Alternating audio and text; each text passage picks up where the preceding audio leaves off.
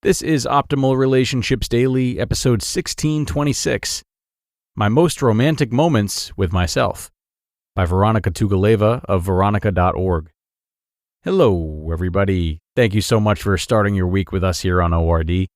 I'm your host and narrator, Greg Audino, ready to kick you off this week with a post from Vironika Tugaleva and her thoughts on self-love, self-care, and how allowing herself these things has led to some pretty profound moments all by herself.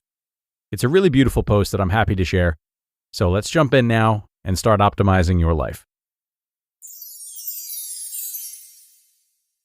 My Most Romantic Moments with Myself, by Vironika Tugaleva of Vironika.org.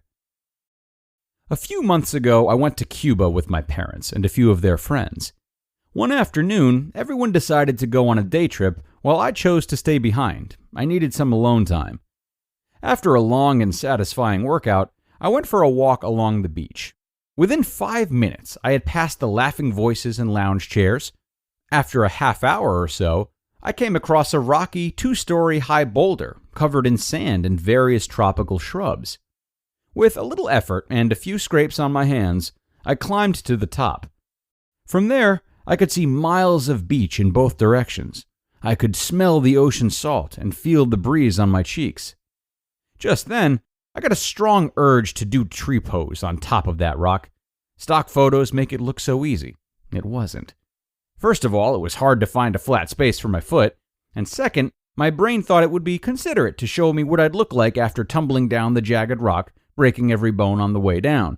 But still, I did it. I stood there. I teetered off balance. I laughed. I tried again. I breathed. I switched legs. I looked in the other direction. I smiled at the sun. In that moment, a powerful feeling of love wrapped its arms around me. I thought, what a romantic moment. Later on, when my parents' friend asked me how my evening was, I said I had a very romantic time. He asked, romantic with who? With myself, I answered. He laughed. By yourself? Now, that's something I've never heard before. I can see why it sounded strange. Romance is something we do with other people, right? But at the end of the day, romance is just a word we use to describe experiences of love, mystery, and excitement. And the more I've walked the path of self-discovery, the more I've had those experiences alone. This might not sound terribly exciting to a person who craves romance from a partner. Wouldn't these lonely moments be feeble and inadequate compared to real love? Strangely enough, my solitary romantic experiences have been just as fulfilling and mind-blowing as the ones I've had with my partners, if not better. Maybe it's because I get to experience being the giver and the receiver of a romantic gesture. Maybe it's because I've been through so much horror with myself that each loving moment feels like an accomplishment. Or maybe it's just because I know myself better than anyone else does. So when I give myself what I think I deserve, it feels more real. Since that top-of-the-boulder evening in Cuba, I've been remembering other solo romantic moments in my life. I remember the first time I ever held myself while I cried. I rocked myself. I said, "It'll be okay. I love you. I'm here."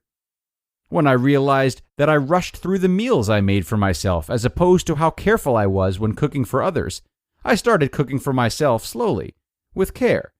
I remember the first day I slowed down. I still remember the smile on my face when I was eating that sandwich. The moments I've looked into my eyes in the mirror and reminded myself that I'm beautiful and strong. The moments I've looked into my tear-soaked red eyes in the mirror and said, "It's okay if he doesn't understand. I understand. I'm here. I still love you."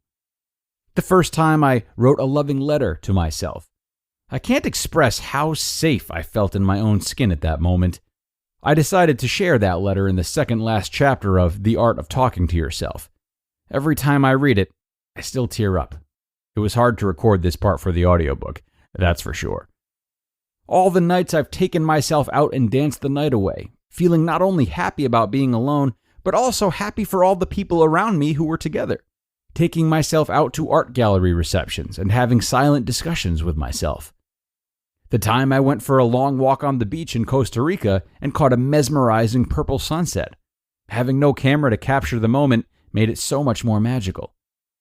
The day I finished writing The Art of Talking to Yourself, rushed to a yoga class, and spent the last half hour crying from the bottom of my soul, thanking myself for putting 4 years into creating and birthing the words I needed to say. There have been so many of these moments. While it seems like most of them have happened in the last 5 years, I wonder if there were good days before that, even when I was knee-deep in self-loathing. Maybe I just don't remember them. I can so easily remember my most romantic moments with Jamie. I can remember such moments with my exes, not only because I've historically believed that those moments were more important, but also because I've bothered to keep track of them. In each of my relationships, there have been scrapbooks, photo albums, memory boxes. Yet, I've been in a relationship with myself for almost 3 decades, and this post is the first time I've made a list of my romantic moments with myself. I'm sure I could blame all of this on our society, or my upbringing, or Disney movies, but instead, I'm choosing to focus on the beauty of this new way to celebrate my journey.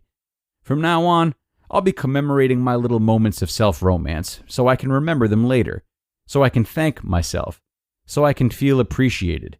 It's what I would do for any other person I care about.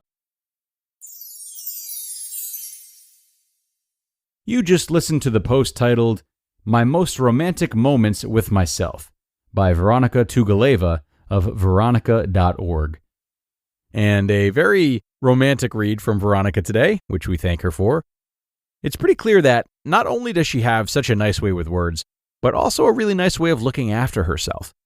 Some really interesting points today about how we show love to others, but not to ourselves, which is something that I know it comes up often, but we really can't acknowledge and contemplate it enough. Perhaps the most evident way, or the way that we're most familiar with, is our tendency to be more patient and more encouraging with our friends than we are with ourselves. A lot of us have a long way to go when it comes to this version of equality, and luckily, we have work like Vironika's to help us out. And, we might also start by asking ourselves, who could I have been at this point had I showed myself the same kindness and compassion that I've shown those who I care about most?